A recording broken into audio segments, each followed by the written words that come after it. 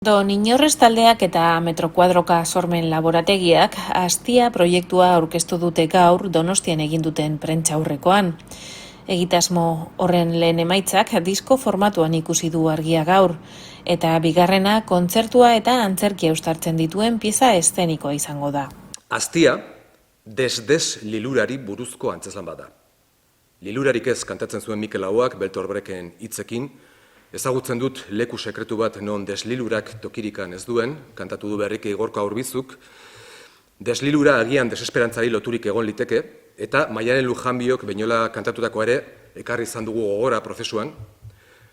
Bultza hainbat borroka ederren martxari, kontrapisu eginez eskuin balantzari, txapela bete indar mingaina dantzari, borroka irabazteko desesperantzari. 2022ko bertsolarik txapelketa nagusian. Deslilurak ekar dezakeen botere galeraz mintzo da Astia antzeslana. Nola deslilurak eramaten gaituen batzuetan norberaren boterea delegatzera. Astia izan daiteke gurua, terapeuta, magoa, psikologoa, maitalea, kuadrilla, familia, kultura teknikaria, pilula antidepresiboa, alkola, alderdia, estatua, kantari bat, artista bat izan daiteke Astia. Funtsean, batzuetan, ezintasunak beste norbaitek modu magikoan konponduko dituen esperantza sortzen duena. Norberaren botere mota bat kudeatzeko tresna bilakatzea da Astia. Astiak, berak ere, desliluratzen gaituenean ordea, Astiari gaitz guztien errua botatzeare norberaren indarrari iskin egiteko magia mota bat izan daiteke. Gure antzeslaneko Astiak dioen bezala, gauzak aldatzeko itxaropena galtzen denean, norbera da aldatzen dena. Duela urte eta erdi edo hasi izan dena, gu garaia hortan esku utxik eta sastraka diskoen azkeneko aurkezpenak zuzenekoak egiten nahi ginean. Orduako ari ginen, kantu batzuk eta bagenituen, baina ez genekin oso ondo nundik nora jo eta pixka galduta ere. Eta hola, modu desesperatuan, justo garai hortan Mr. Señora irakurtzen ari nintzen, eta gauza batzuk eta apuntatzen, subraiatzen, eta aspaldi ezaguna gea, laguna gea, eta lan egin dugu ere aurretik, kazetaritza lanetan, eta musikalak eta artistikoak bai. Eta orduan, hierri ditu behar diot, eta berekin bazkaltzeko plan egingo dut, eta kontatuko diot. Ze bizipen izaten nahi naiz Mr. Señoraekin, eta hortik tiraka amua bota nion, ez? Ia antzeko idatziren bat, edo baute zuen, edo idatziko ote zuen propio guretzako antzeslan bat. Gaina, hasieretik oso klaro neukan, nahi nula bera hortan, bere horretan, dramaturgo bezala, jaso eta gero gu egokitu bere lenguaira, bere estilora, eta ez alderantziz. Eta, borondate honez, hartu zuen proposamena, eta handik hilabete batzutara edo jaso genuen lehenengo idatzia, Astia izenekoa, eta hortik dator gero diskoaren izenburua ere, eta gero proiektu osoaren izenburua ez.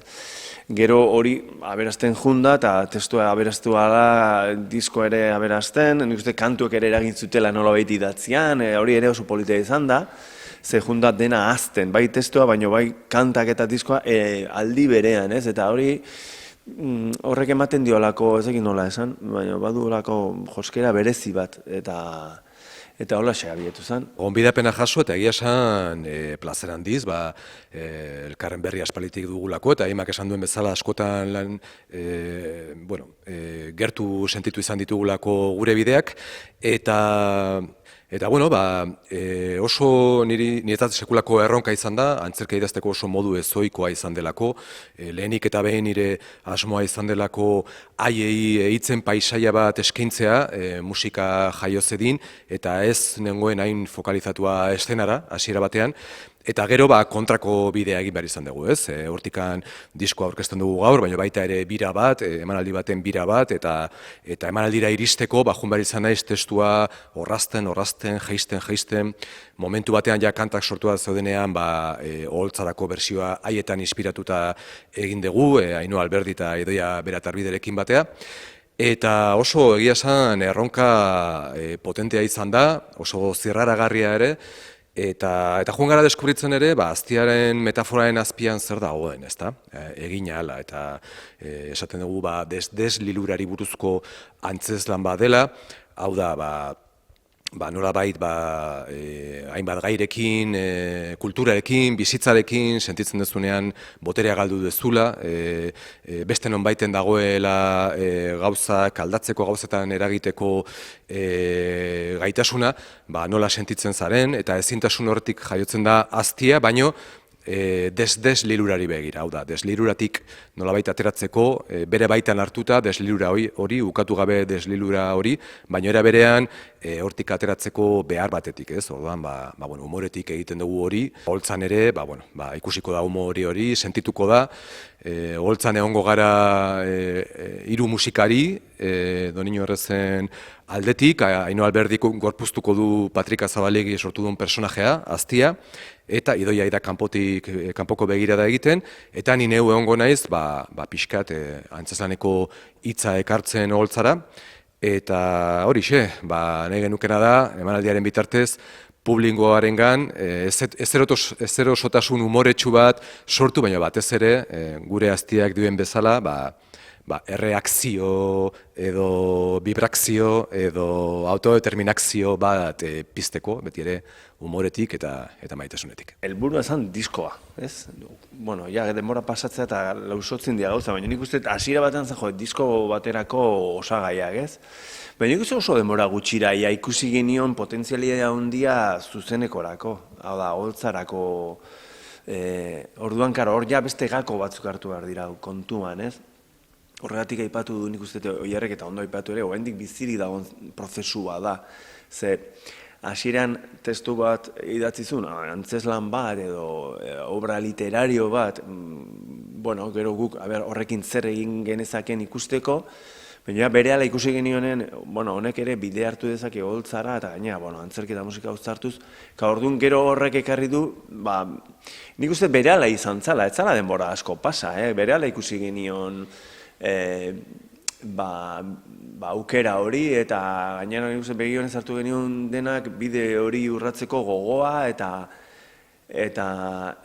azkeneko hilabetetan hortara jarri gea, ez? Bueno, esan behar dago guk ere aurretik, guk Carlosek eta bidertzeanekin eta bere metro kuadroka sormen laboratekin ere ingenua nola belztu behar zuria duela 10 urte, ikuskizun poetiko musikal bat, Joxan Hartzeren orduko liburu haietan oinarrituta. Eta orduan ja hor bagenuen guk nola baiteko harreman bat, bagenuen esperientzia, baina bolo asko ingenitun. Eta nik uste horregatik izan da naturala.